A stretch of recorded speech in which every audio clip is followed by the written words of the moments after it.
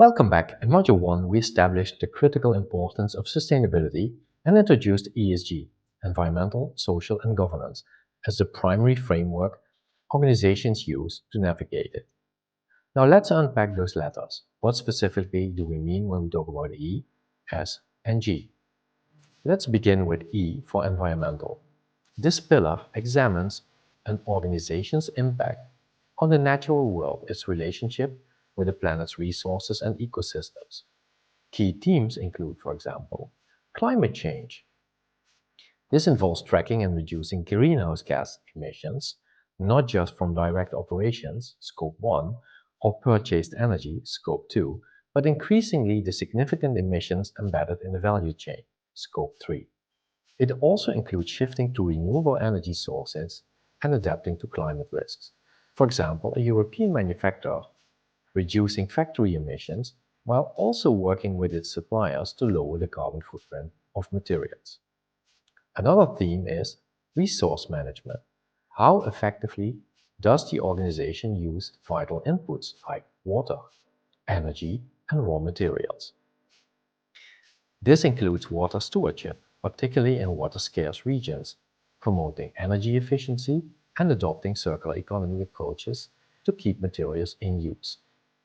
Think, for example, of an agricultural company in Africa implementing advanced irrigation techniques. Another theme is pollution and waste. This addresses minimizing air and water pollution, managing chemicals and waste responsibly, and tackling issues like plastic waste through reduction and innovative recycling. Consider, for example, a tech company in Asia designing products for disassembly and material recovery. Next theme is biodiversity and land use. Recognizing that healthy ecosystems underpin our economies, this focuses on minimizing impact on habitats, preventing deforestation, especially upstream supply chains, and contributing to nature restoration, like a mining company in Southern America, actively restoring ecosystem post-operation. Summarizing E, which is environmental, linked to the impact on the planet, we highlighted the following key themes: climate change, Scope 1, 2, and 3 emissions, renewables, and adaptation. Another theme was resource management. Think about water stewardship, energy efficiency, and circularity. The third theme was pollution and waste, air and water quality, waste reduction, and plastics. Last theme, biodiversity and land use, habitat protection, and deforestation. Next is the S for social.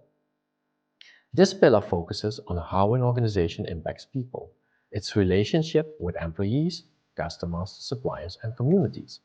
Key themes include human capital management. How does the company invest in its workforce? This covers fair wages and benefits, occupational health and safety, training and development, and fostering employee engagement and well-being. For example, a North American service firm enhancing parental leave policies. Next theme is about human rights and supply chain labor standards. This is critical. It involves respecting human rights within the company's own operations and, even more crucially, assessing and addressing risks throughout its often very complex global supply chains, tackling issues like child labor, forced labor, and fair working conditions. Think, for example, about a global apparel brand conducting audits and assessments and collaborating with suppliers through awareness raising, training, and capacity building in Asia to improve factory conditions. Next theme is diversity, equity, and inclusion, DEI. How effectively does the company promote equitable opportunities and foster an inclusive culture where everyone feels they belong? Consider a financial institution globally setting targets for women in leadership positions. Another theme is linked to community relations and impact. How does the company interact with the local communities where it operates? This includes managing operational impacts, investing locally, engaging with stakeholders, and respecting indigenous rights. For instance, a large infrastructure project engaging proactively with local communities during the development stage. Last theme in this is customer welfare and data privacy. This covers product safety, responsible marketing practices, and the critical responsibility of protecting customer data and privacy in a growing digital world. So when we're summarizing, S means social, is linked to the impact it has on people. Key themes are human capital, think about fair wages, health and safety, and well-being. Another theme is human rights and supply chain labor, ethical sourcing and due diligence. What about diversity, equity, and inclusion? That is linked to representation of staff and inclusion.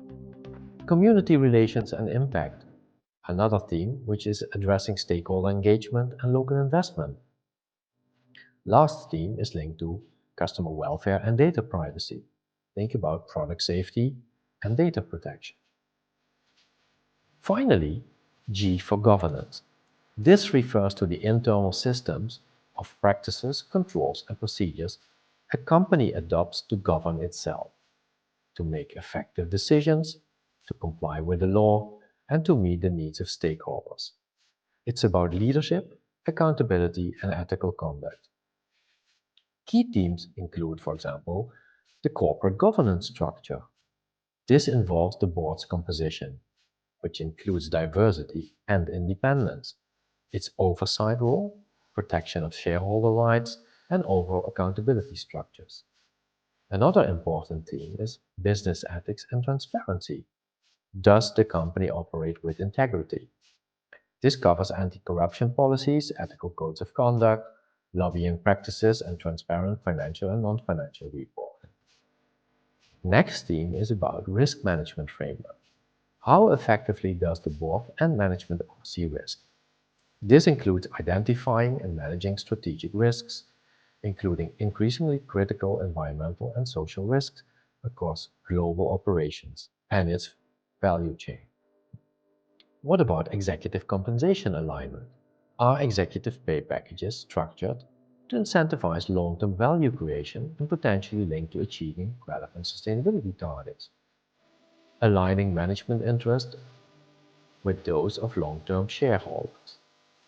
So when we summarize G, which is linked to governance, it's about how a company is run. The key themes we addressed are linked to corporate governance structure, think about board independence, diversity, shareholder rights. Another theme was about business ethics and transparency. It's linked to anti-corruption, code of conduct, and reporting. The third theme was about risk management framework, oversight of the E, S, and G risk. And last theme we addressed was executive compensation alignment, linked to long-term value and sustainability. Crucially, remember these pillars aren't isolated silos. E, S, and G are deeply interconnected. For example, take a board decision on a new renewable energy investment. It's linked to the governance, has a clear environmental impact, which means the E, and potential social consequences for communities and workers engaged, which is the S. Through this, we have now defined the core components of ESG. Pause and reflect now for a moment. Based on what we covered, which of these E, S, or G areas seems most immediately relevant or perhaps represent the biggest challenge or opportunity for your department, your organization, or your industry? Remember, E, S, and G are interconnected. Have you already identified which area seems most relevant to your context? Understanding what E, S, and G entail is the first step. But why has this framework become such a powerful force, especially influencing investment, attracting talent, and shaping corporate strategy? How do these factors translate into tangible business value and risk mitigation? That's the vital connection we'll explore in Module 3, the ESG value proposition. This was Module 2, Demystifying ESG. Understanding the pillars E, S, and G. Coming up next is Module 3, the ESG value proposition. In other words, how does ESG drive risk management and value creation?